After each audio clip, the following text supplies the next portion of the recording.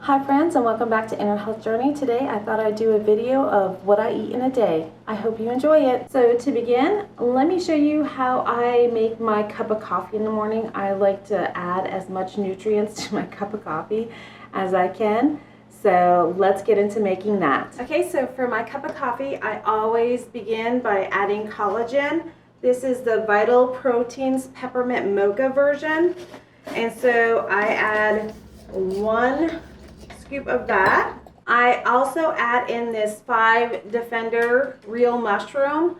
I love this stuff. This is a good immune boost, especially during the fall and winter season when it's the cold and flu season. So that just helps our immune system out. And I put in a half a teaspoon of that. I also like to add in my electrolytes. So this is the chocolate raspberry version.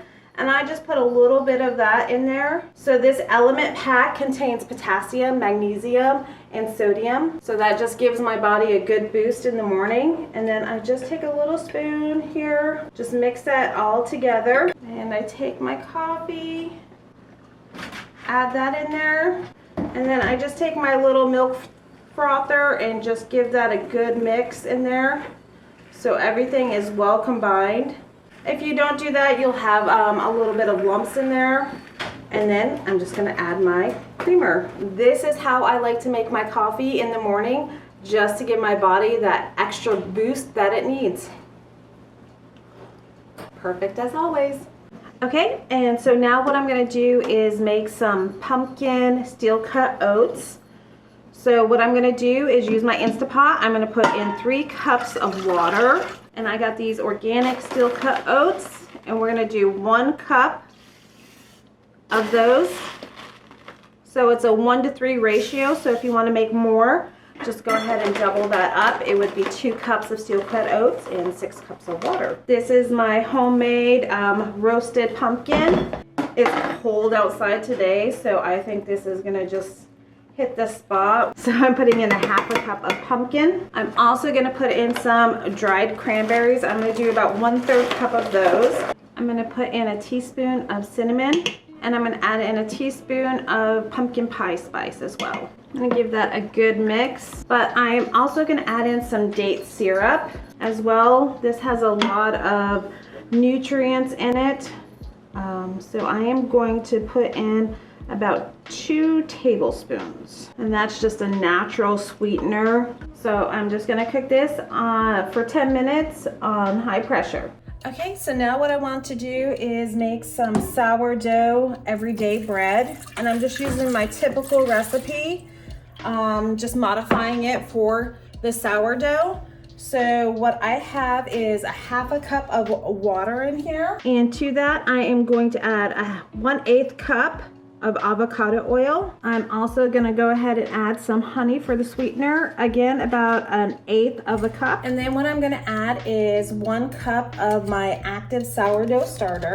So this sourdough was 1 cup, so it's half a cup of the flour and a half a cup water. So I like to keep it a 1-to-1 ratio, so then it's easy for me to just use 1 cup of my sourdough to replace a half a cup of flour and a half a cup of my liquid in any recipe. And then for the flour, like I said, I'm using 2.5 cups today. This is some all-purpose flour and freshly milled einkorn flour. You know, I like to use freshly milled flour for the health benefits. So I am going to select option 12, and I'm just gonna start this, and like with all my freshly milled flour, I am going to let this sit and absorb some liquid before I continue on in the process of kneading it. So once this starts, I'm just gonna let it get mixed together, and then I'm gonna pause it for 30 minutes, and then I'll start it back up and get it to mix.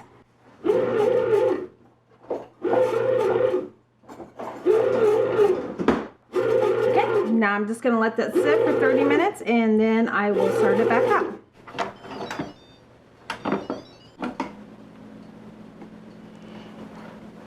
So I'm just gonna add a little bit of milk to mine.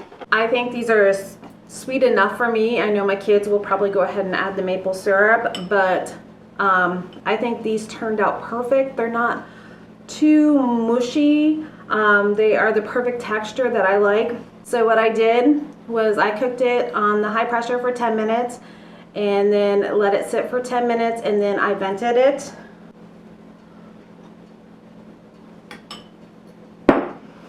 That is just a nice warming, nutrient dense pumpkin steel cut oats. Okay friends, I am going to start preparing dinner. So we are going to have some tacos tonight. And so what I'm going to do is make the pico de gallo.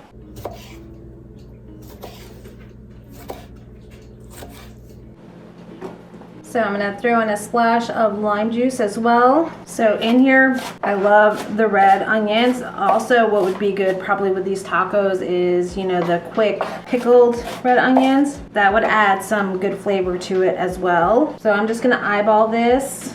I want to see what it looks like. If we need to add more onion, probably. I think so that whole half onion will go in there. We're also going to add in some cilantro. All I have is the dried right now, but I think this will rehydrate as it sits and it should be fine. I also have a jalapeno. I'm just going to cut up this little bit here to make it give it a little extra spice. Then I'm just going to give it a taste, see how it tastes. I think that is going to be awesome on the tacos. Here's our 5 seed bread that we created. The sourdough everyday loaf. So all I'm doing is getting it folding everything together and just trying to create some tension, rolling it. I have dusted my basket and I'm just going to flip this over and put this in my basket and set it on the stove to rise.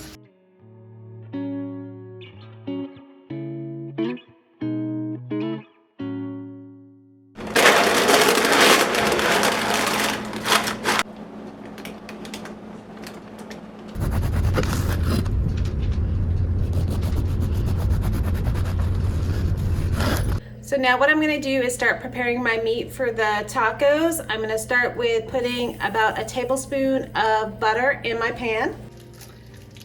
We're going to be using 2 pounds of ground beef. I'm going to add just a little bit of liquid smoke. I'm also going to add in a little bit of garlic, some farm dust, pepper. We'll just continue to brown. So when frying the hamburger, we like to get it really dark, get that umami flavor in there with the charring of the meat. And so once it hits this stage, I'm just gonna put a little bit of water in here, add in my homemade taco seasoning, and add in some homemade salsa. Now I'm just gonna let this cook all down again. Okay, and now what we're gonna do is just transfer the meat into a different container. Okay, now we got our clean pan. I am going to drizzle some olive oil in here, putting 3 corn tortillas in there. Then I'm gonna go ahead and add my taco meat in, add some cheese to that. Then I'm gonna give them a flip and get these fried up. Okay, there is our tacos. So all we're gonna do is take our tacos, get it apart, throw in some of that pico de gallo that we made earlier, a little bit of sour cream, and there you have it, friends, a delicious taco. So the pico de gallo gives it a little bit of heat, and the flavor of that meat is so good. So friends, I hope you enjoyed this video. I hope you enjoyed the recipes that I shared with you. And if the Lord's willing, I'll see you on the next one. Bye.